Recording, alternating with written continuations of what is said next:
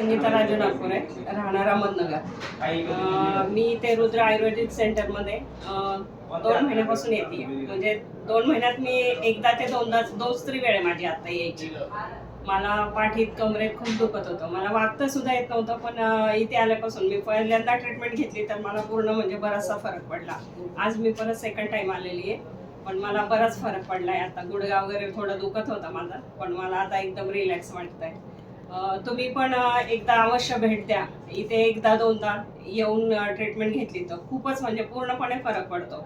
साधारणतः 100% फरक पडतोच. मला खूपच अनुभव आहे. आज माझे नातेवाईक पण मी बरेच पाठवले तिथे, त्यांना पण फरक पडलेला आहे.